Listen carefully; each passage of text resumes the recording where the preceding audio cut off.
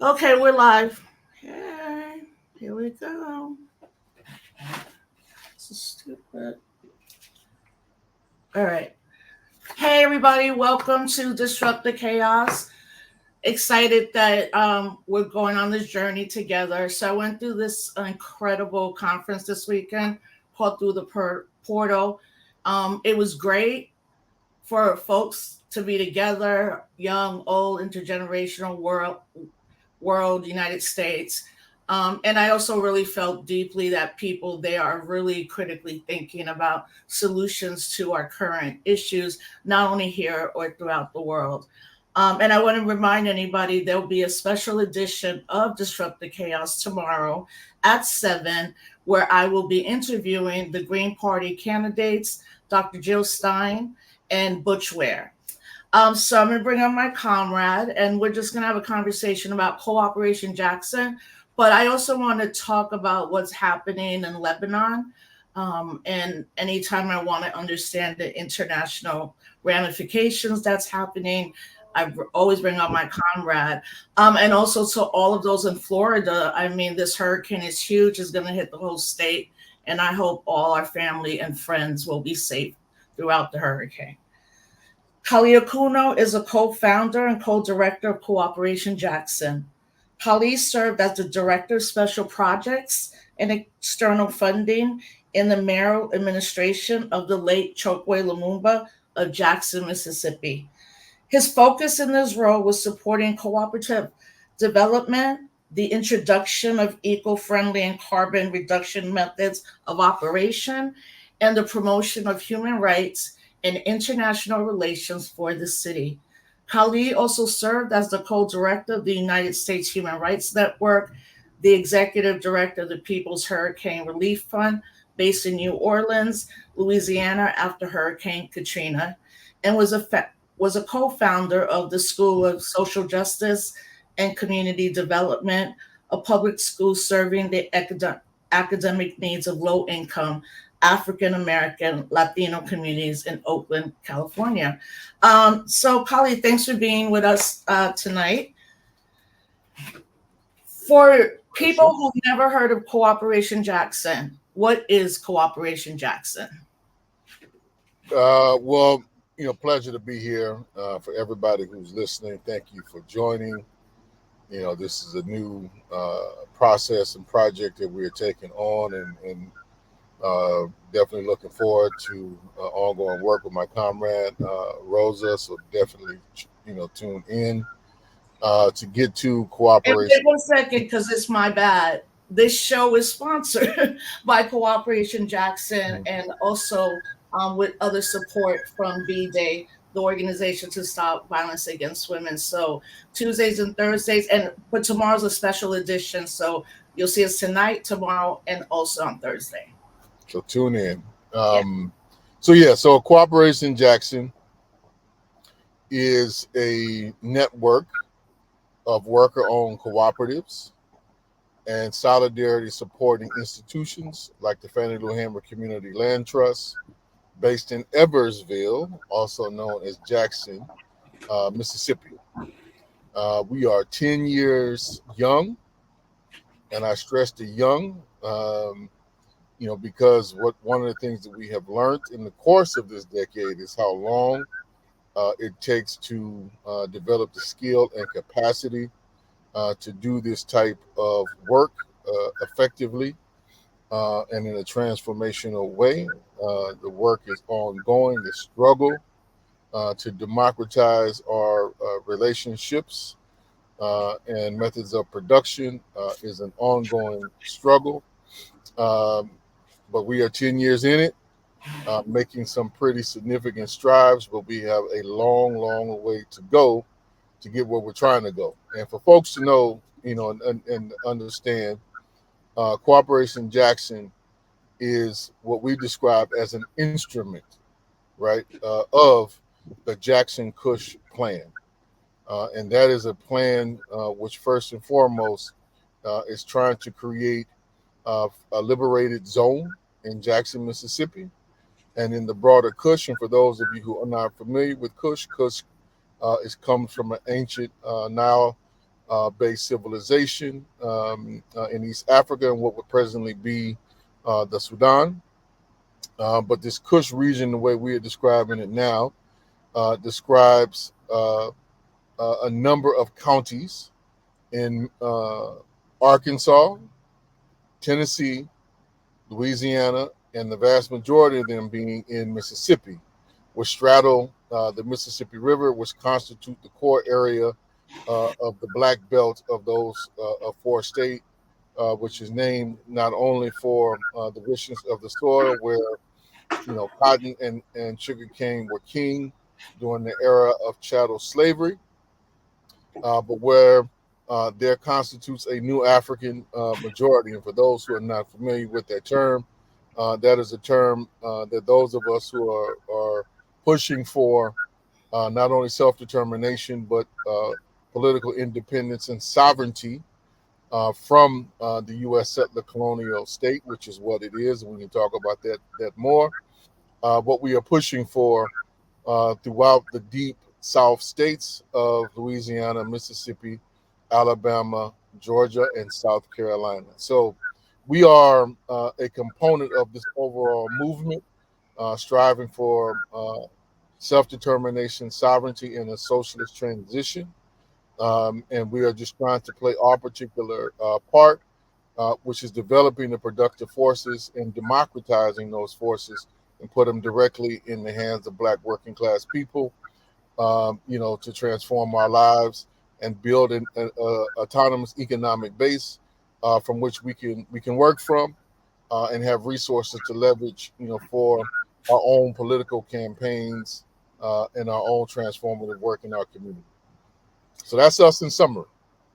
Yes, and I, want folks to know that it's not just theory and movement as we see in the digital space. It's actually buildings and housing and farm and a supermarket. So I wanted you to talk. Supermarket not yet open. We're Not yet, working. but it will be. We the Yeah. structure is there, but this is one of the challenges. Just to chime in, one of the challenges is to what we've been dealing with is making sure we have the adequate skill of folks who know how to run an operation like a grocery store, which is easier Right. said than done. And so, we've taken on the task the last couple of years of trying to recruit people to come in and work.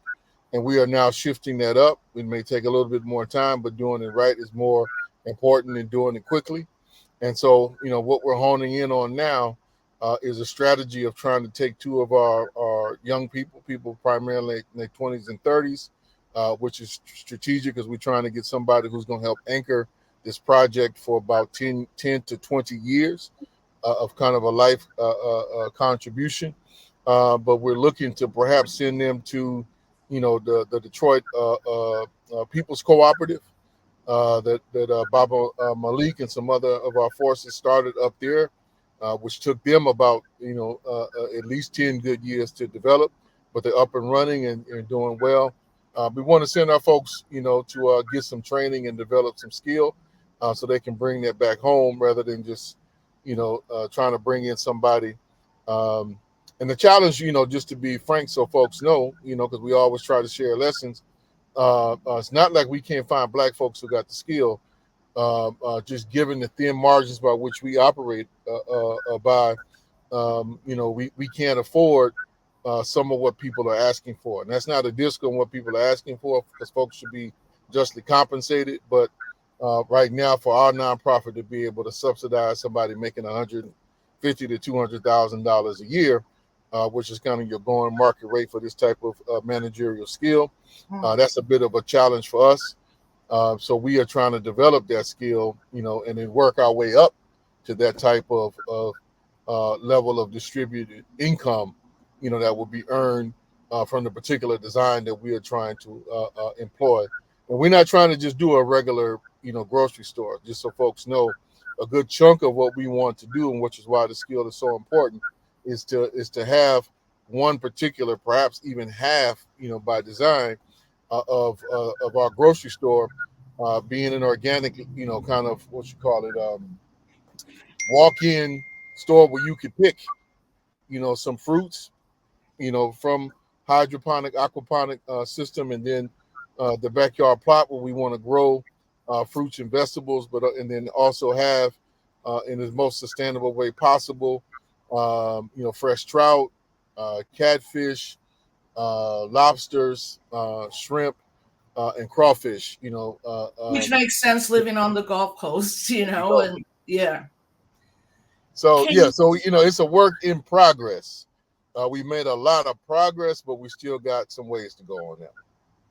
Yeah, and can you share what it means to have a solid economic? Why am I mixing up the words? Solidarity. Solidarity economy, solidarity Sorry, economics. yeah. Can There you you can go. you break that down for folks who might not have heard that term? Yeah. Well, first and foremost, it is trying to build an economy, a means of exchange, so whereby we get our material and degree some part of our social needs met, where the social connection and meeting people's needs is primary, not profit, right? And that is where the solidarity component comes in, because you want to build a system wherein, we can exchange, where your needs get adequately met and my needs get adequately met and our neighbors and community needs get adequately met. And if there's any surplus, it is distributed, to the broad community for its overall improvement and betterment, rather than, say me or you starting a business, hoarding most of the profit, paying our workers, minimum wage or worse, and then just hoarding all of that wealth, not reinvesting in the community or the its productive relationships, and just taking that out and then using it for lavish or excess things, which describes a dimension of the system we have now, which is the capitalist system. So Right. this is us trying to build something that meets human needs, but is based upon a set of coherent practices, which try to horizontal, make horizontal as much as our relationships, and have them democratically managed to the greatest extent possible, and have the income distributed as much as horizontally as possible, so that we can meet our respective needs collectively. So that's what it means. The solidarity is the most operable, component of it, which has both some material and a political, but also a moral component to it that we're trying to build into what we're doing. Yeah, and it stays within the community, but it also grows it. I'm Right. reading this book called The Gentrification of Life, where it talks about particularly Americans. If they come from a poor background, working class, and they achieve what capitalists would consider the next middle class, and then higher middle class, but that the more that people buy, the unhappier they get. And because here in the United States, that's what we're like, buy everything, buy, even if it's like at the dollar store, buy it, don't reuse plastic, or you shouldn't be using plastic anyway. But that increasingly is making people depressed, like things, and it can be overwhelming. I mean, I know for me particularly, like I have a lot of stuff, like especially archives and a lot of books. And I just recently was like, it's too much stuff. Like I can give half of these books to a school or community center, Right. Right. get rid of things and take them to the houseless shelter, and as I've been doing it, I do feel a little like lighter. And I think the more you do it, the more you're like, well, I don't need this. Um, so, folks, if this is what I'm telling people to watch on YouTube. So this is Instagram Live, because if you go on YouTube, you can actually ask us questions. We're trying to figure out how we'll be on YouTube more and more, and off kind of the Instagram, Facebook. But in fact, one of our comrades is on, Hiram Crivetta is on right now. So thank you. If you don't know Hiram's work, check out the work. He's based in Philadelphia and does incredible work against mass incarceration. Okay, so the world, because you travel a lot, the world, but Well, I, it's not just travel. I'm a committed internationalist. yeah, We no, I say know that that. I'm very much sorry. so. Yes, it's not just like Yeah. traveling for fun. And, you were saying that a lot of times you go throughout the world. you're sharing ideas, but you're getting ideas. You are connecting and you're learning a lot.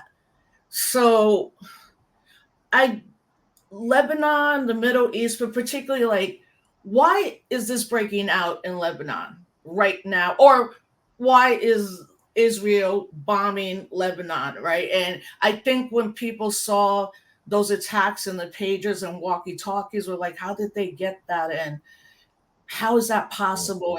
And now people are saying that people in Lebanon are fearing being around anything that's electronic because of the killings, but a lot of maiming of people because they were holding the pagers or like the Right. walkie talkies, right? So we see that footage, but why is this happening now?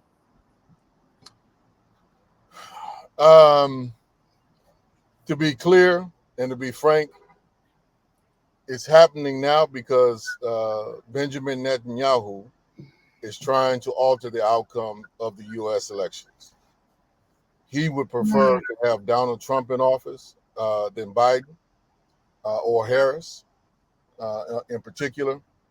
He's never made any real secret of that, and this is not new. I mean, if you go back and look at how he had a total disdain for the Obama Harris administration, and Obama, Biden, uh, came Obama. and did things that Yeah. were complete against protocol during that administration. Um, and he represents a right wing, ultra right wing political tendency, um, which is willing to employ uh, on a basic level of international engagement,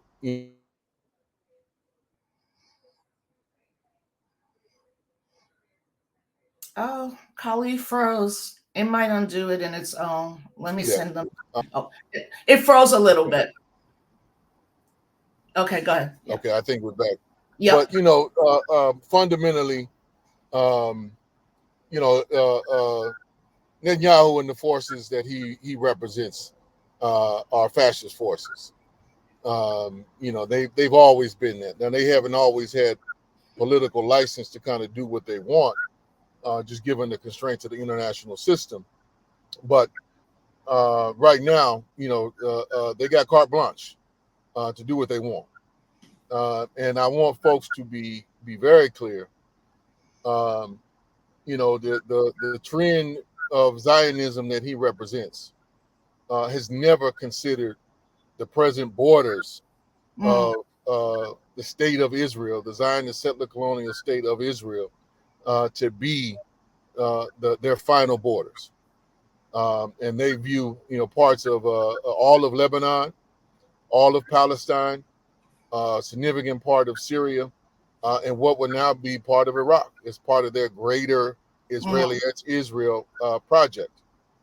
And so I want people to be clear that that is ultimately what Netanyahu has in mind, not the present subtext of what he's doing. Is he figures that number one, he's sufficiently weakened Hamas, although they haven't, by any stretch of the imagination, been defeated, but their capacity has definitely been limited.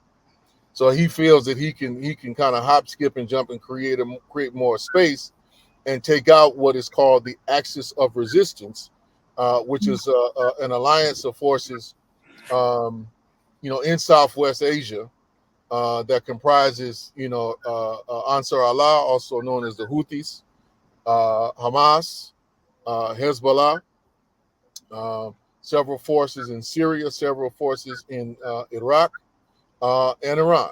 The only kind of official kind of nation state partner, if you would, in that particular axis. But most of these are, autonomous people's movements. Most, but not all, are Shia in their particular orientation towards the Islamic uh, religion and worldview. And he's trying to take them out one by one, understanding that the United States is going to give him complete, him and the Zionist forces, complete immunity. And that immunity basically is enforced by the full might of the U.S. military, which right now, the actors of resistance does not want to, let's be frank, does not want to get into a full frontal confrontation with, right? They just think, I think, I'm not a part of it, but there's somebody who studies these issues, and, as a student of military history, they know it will be totally asymmetrical warfare. And so they're playing the long game with being an axis of resistance and trying to, you know, uh, um, apply as much pressure to both the Zionist, entity, but also the forces of U.S. Imperialism and the forces of NATO, which are allied force, basically under the domination and purview of the United States um, military apparatus and this kind of global hegemony. Uh, but he's got, Biden, if you want to put it, subjectively, Biden overcommitted, very early on to Netanyahu, and agreeing with this overall, totally unrealistic objective of eliminating Hamas. Which, if you even look at most of the Israeli intelligence and military sources, they were saying from the beginning that fundamentally it's a political ideology, and as an ideology cannot and likely will not be destroyed. And if anything, the course of the last year is probably strengthening even more. And the fact that they have held out this long, probably to another generation, I would argue, is probably only cemented in their minds that if they are going to ultimately win and be free, that they're going to have to find even more concerted ways to fight back and ultimately defeat the Zionist entity and its allies. So, but right now, this Lebanon in particular piece uh, is maximum applied pressure to achieve a political outcome.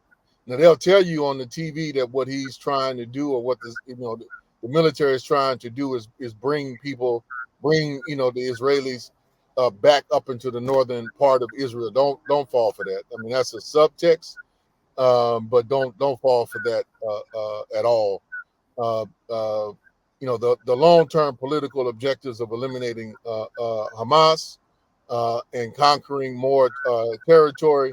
That is the overall aim. And right now, he just thinks with, basically, America on deck, the United States on deck to do whatever he wants him to do, and to kind of catch him in the bind where, the Democrats, they're kind of damned if they do and damned if they don't.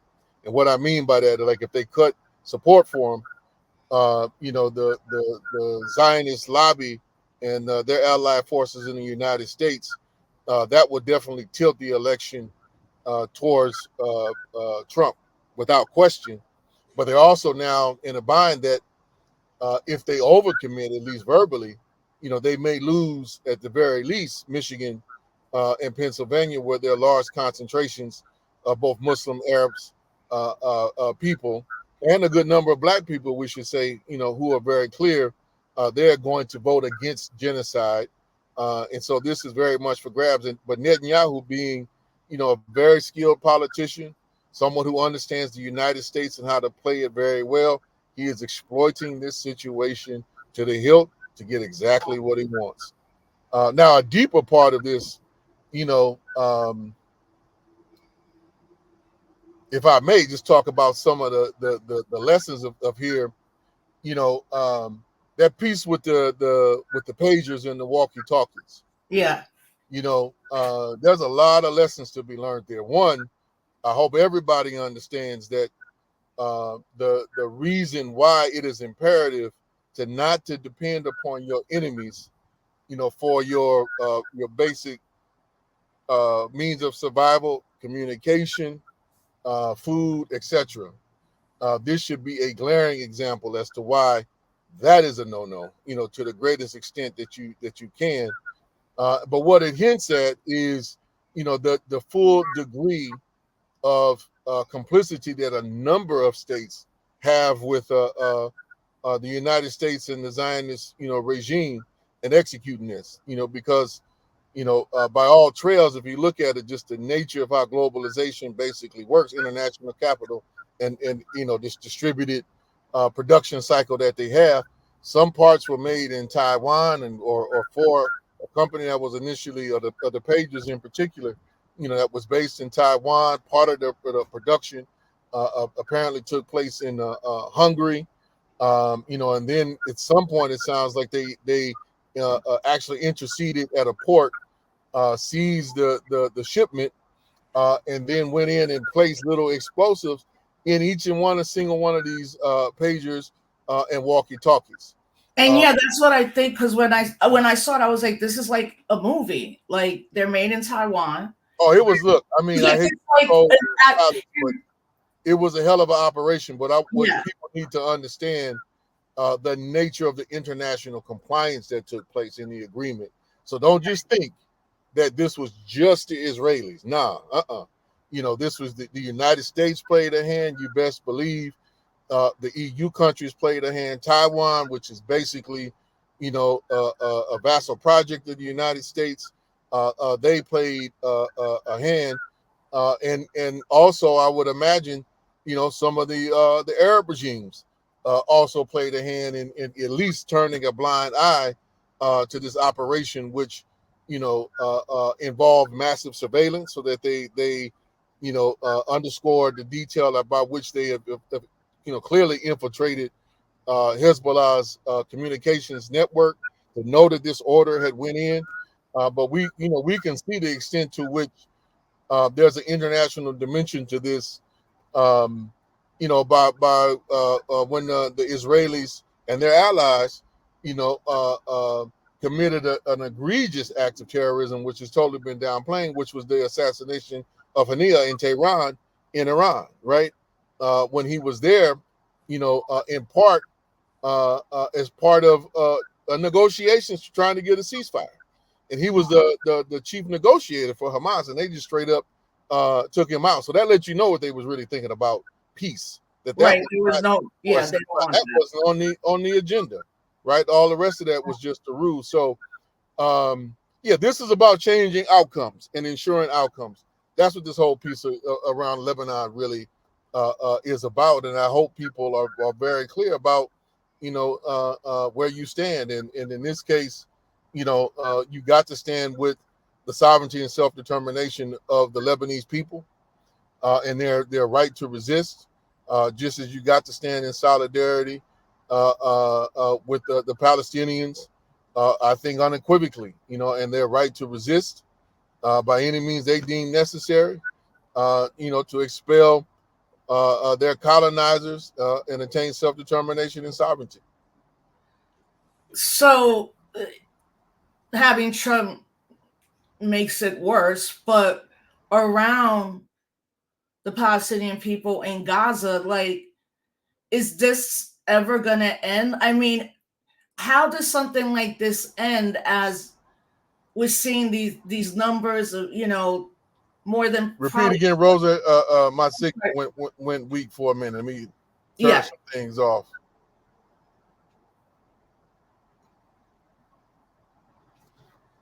you can still hear me, right? Can you still hear me?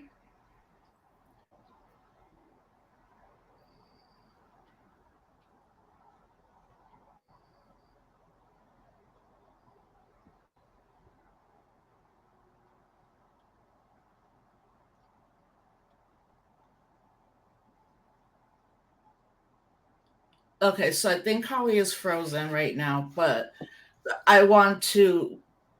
Okay, can you hear me now? No, and it drops, so he'll be back. Okay, it'll drop and he'll be back. But I really wanted to, know about that. Is this ever going to end? I mean, I think a lot of us are like, no, because they've made it very clear that it's a genocide, it's ethnic cleansing, it's annihilation of the people. And there was some updates at this through the Portal conference that I was at, in Chicago, from Palestine. And there was someone talking about like climate catastrophe and well, climate catastrophe in general, but also what they were saying is the amount of rubble that's in in Gaza, right? It could just even take that 15 years to clean up, and then we know they've destroyed most houses, most um, I'm sorry, most hospitals, most schools, and the brother that was giving a report said it's now an open air prison of just continual fear, and that it's even like there's a part of warfare that's psychological. And one of the people giving a update about what was happening in Lebanon was like, well, that's also psychological too, because now everybody is afraid. So in Lebanon, everybody's afraid. Anything around electronics, that there's massive amount of fear. That's psychological warfare. And then what's happening to the Palestinian people, that's also psychological warfare. But that they also wanted to uplift, that they believe the numbers are much more than we're being told about Palestinians that have been killed. And then lastly, he was saying, when people live, they've lost an arm, they've lost a limb, their body has been attacked, even though if that person's still living, that you're going to have an entire generation of young Palestinians that are going into adulthood and have already, been, well, the goal I'm sure was to kill, but are maimed for life. And what does that also do, around psychological warfare and when people start to give up? But I also, what Kali was saying also is there is resistance. It's not just these particularly two countries on their own.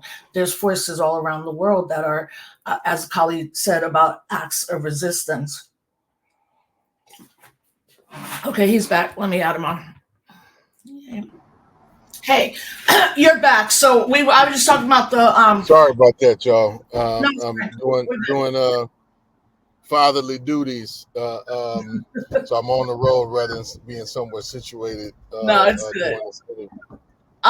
Around Palestine, the people. I was just saying that many reports are indicating that the death toll is much higher. There's so many people that have not Oh, been absolutely. identified under the rubble, and then you have, now an entire 1 or 2 generations that have been maimed. They've lost a limb. There's no hospitals. There's nowhere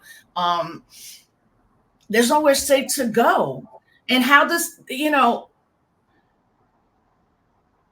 there was a brother on that was reporting from Palestine while we were at the conference, but how does this conflict end? I don't mean simply like then one day the IDF is like, okay, it's a wrap, it's over.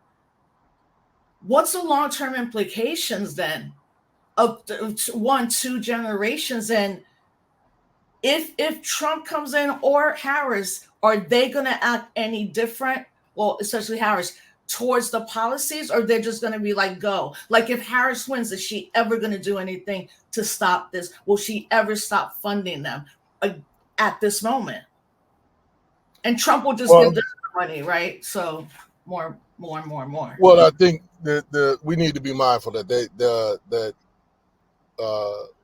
there will be different tactics employed, by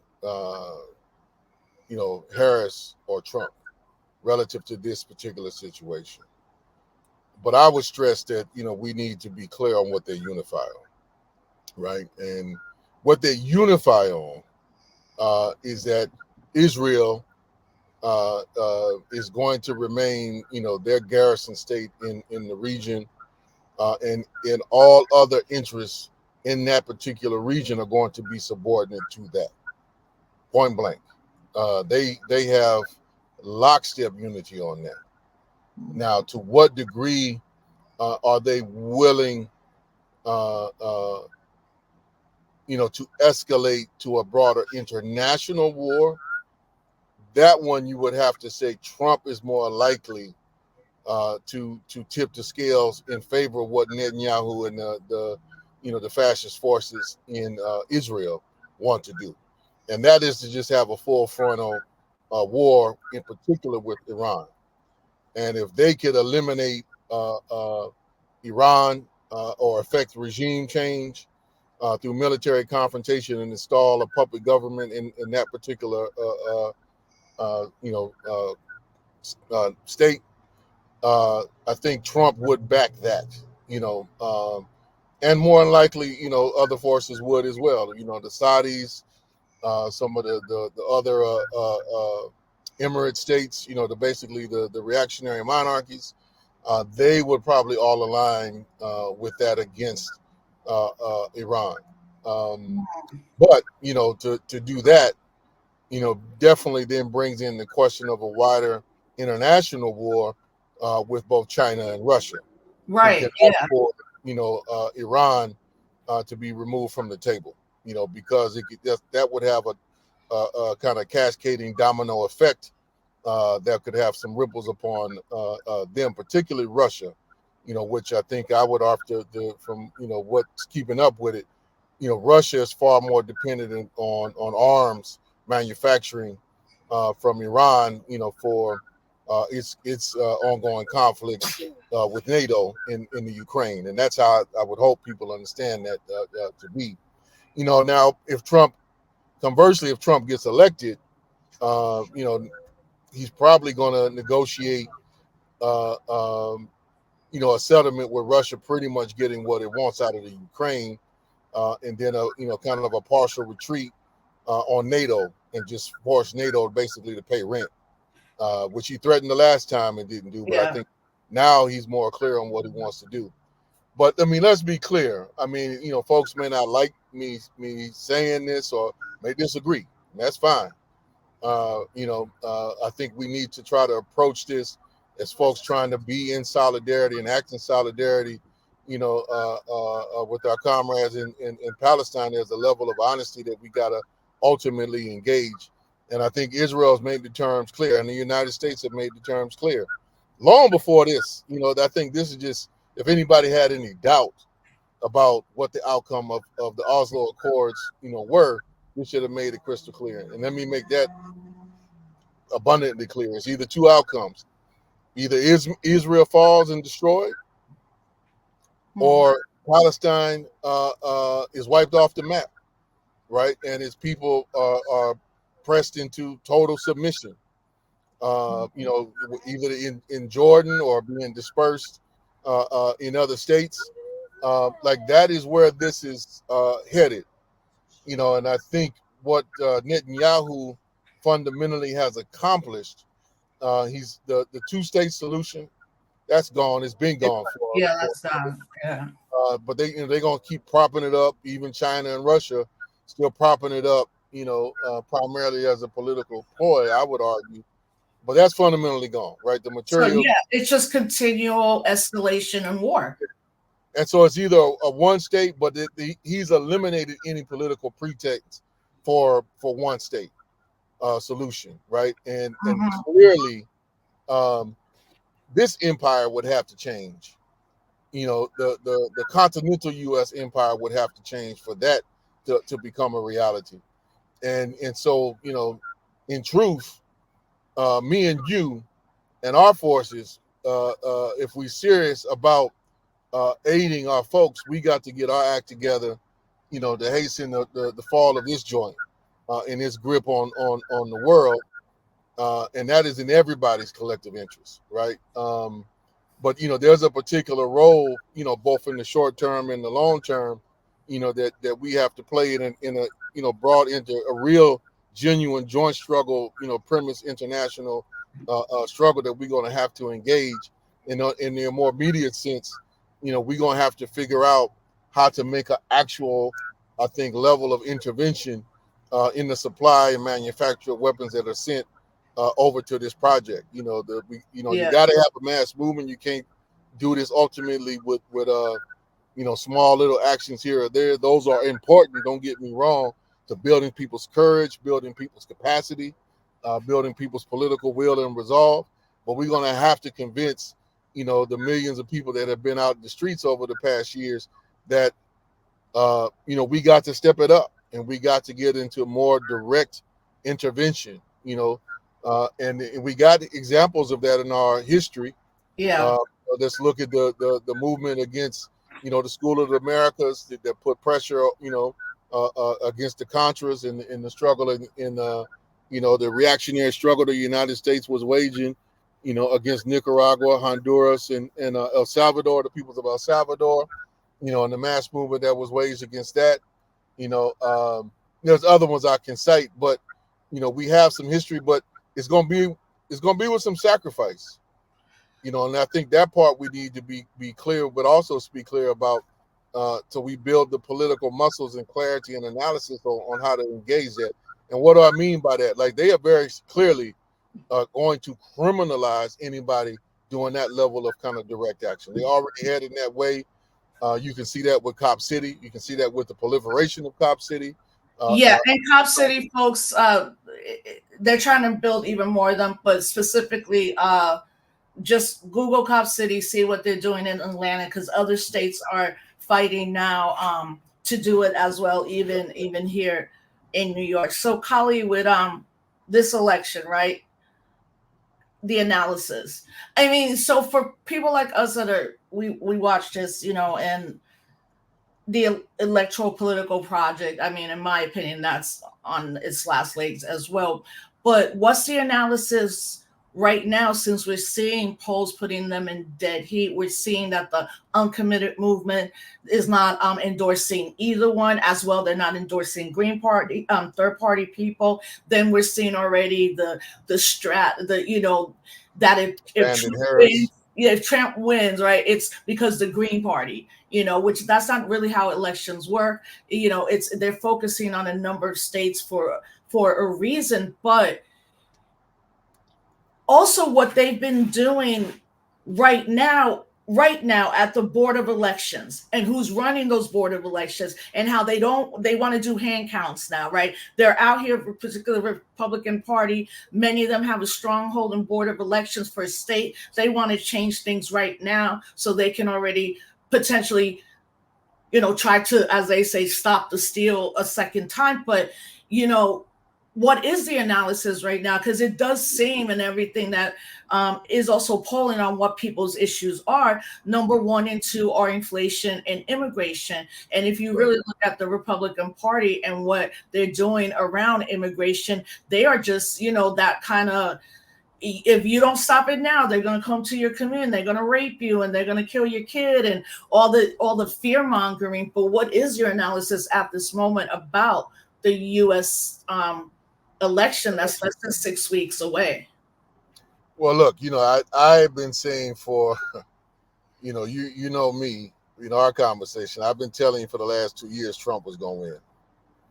Uh, I So you still still think think he's going to win? I still think he's going to win. Now, I think, if Biden was in the race, he was going to win by a landslide. Um, Wait, Biden would have won by a landslide. no, Trump would have won by Oh, a Trump by landslide. landslide. I was like, what? Yeah, Trump would have won that by a landslide. The ruling class forces behind the Democratic Party, they pulled a master stroke of trying to make it a serious race with putting Kamala in the race. They've definitely changed their forces. I think I would be lying to you if I didn't say it was kind of a toss up. It could go either way.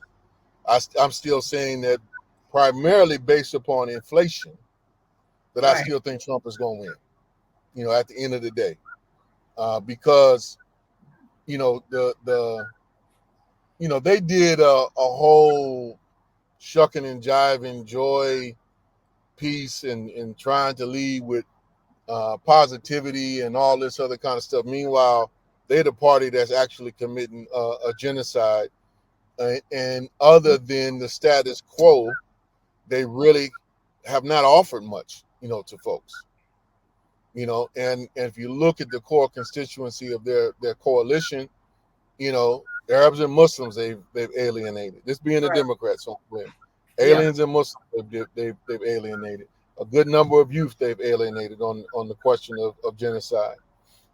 All throughout the country, and the way in which they brutally, and this was in liberal institutions heavily tied to the Democratic Party, a good number of Democratic controlled cities and states. where they brought the hammer down in the spring and then basically closed off any democratic expression of protest. Now that we hear in the beginning of the year, so blatantly undemocratic pieces.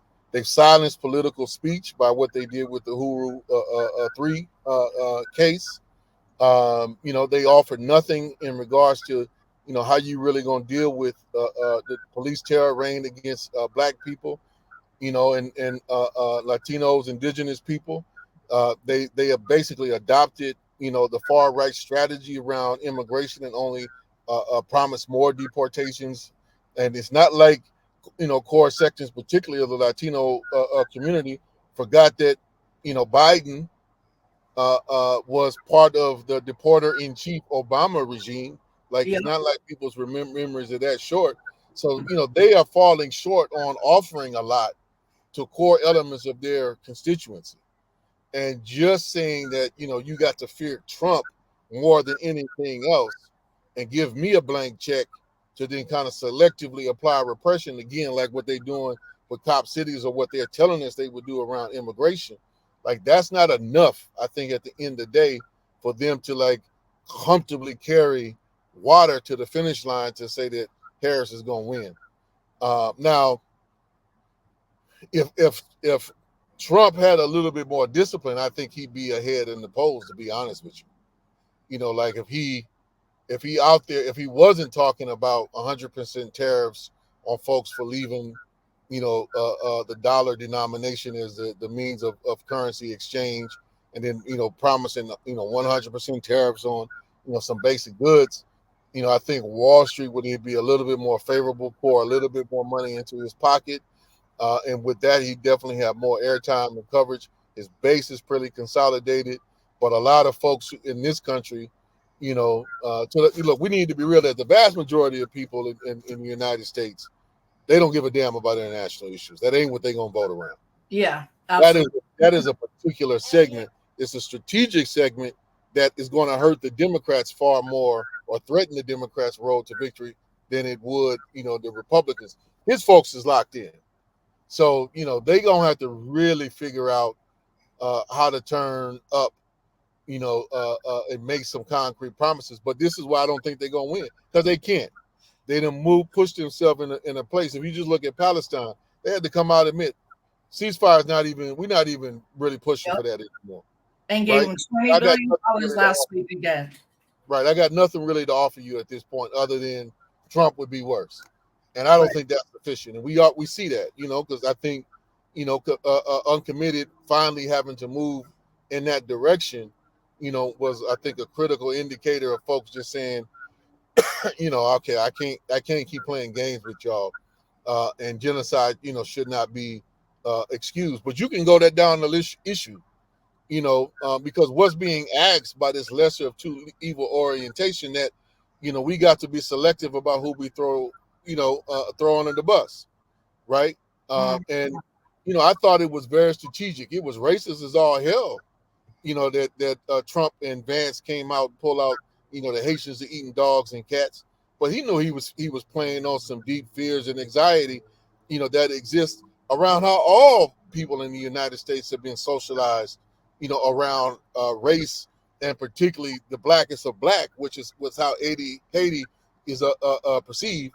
Right. Unfortunately, it's a lot of black people, in the United States who buy into that madness, and then you add onto that, that the whole anti-immigrant and Haitians or Dominicans or Mexicans or whoever are taking quote unquote my job.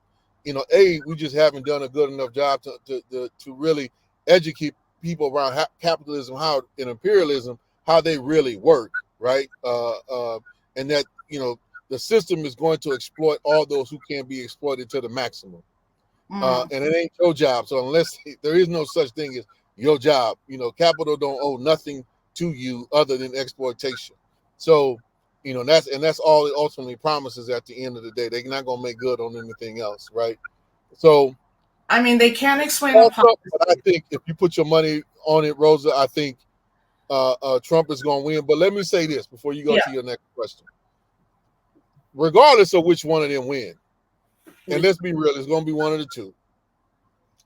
Uh, it's going to be violence either way, Hmm. right? And we need to start getting prepared for that, and we are insufficiently prepared for it. And So I'm what talking does about that the look folks in the like? audience and the left, huh? What does that look like preparing in the community you geographically are? What does that look like? I'm pausing and I'm sighing. Part of that is some anger. Hmm. Because I feel like the boy who's been crying wolf for a minute. 4 years ago, I was trying to put out some pieces saying that a moment like this was coming and we need to get prepared and offer some solutions. It's too late for some of that now. But the basic thing is, if nothing else, start a contact tree of folks that you can trust, that y'all can come up with some plans to mobilize together, either for direct aid and mutual aid, or for Hmm. mutual self-defense, or to get out of Dodge. Just to be real with folks, And getting to your me, what you're saying, confidence. that's something concretely that people should do. I think also people who have witnessed, these disasters, like do not depend on your cell phone, fam. Like Kali's saying, write the numbers down. Like, who knows if they can shut down, Or they can. No, all no, the there's no social who media. knows. Yeah, go We ahead. know from protests going all the way back to the June 6th that they can shut down cell phone communication Yeah, instantaneously. They can, very if we ain't quickly. learned nothing from the struggles in Egypt Ferguson and or Ferguson. all over the Yeah, world, they can cut off the internet. These are their tools. They're not our tools. And we should not expect these things to work when push comes to shove for them to protect their interests. So we're going to have to go back to as many old school communications. That's why I put out that 10-mile radius, because yeah, that is something that you can walk or you can bike, yep. you can drive, and it's immediate, right? So we was trying to lay this thing out in the most practical terms that rely on our actual autonomous capacity, right? And not on the master's tools, which at the end of the day, the master can control or can manipulate. And so as we wrap up, because I'm glad you also talked about the effects of a United States election, and but also the increasing right wing countries, or all over the world, and like even in Puerto Rico right now, um, they're the people who are ahead right now are the right wing white statehood people. Even though Puerto Rico, since Hurricane Maria, has had like a political new consciousness, and we're seeing young people do incredible things. We're seeing growing on our food and all that, but we're also still a colony of the United States. And for people are scared, of them potentially winning, and that has been some apathy, as young people there are saying, like, we don't even trust any of this. So as we close out, and let me share two books with everybody. The first one is Jackson Rising: The Struggle for Economic Democracy and Black Self Determination in Jackson, Mississippi. And the second one, and I'll lift them up in a second, Jackson Rising: Redo: Lessons on Building the Future and the Present, which I love. I mean, I love both of them. I'm a historian, and why is that in my frame? So, yeah, fam, get this one. You'll finish it fast.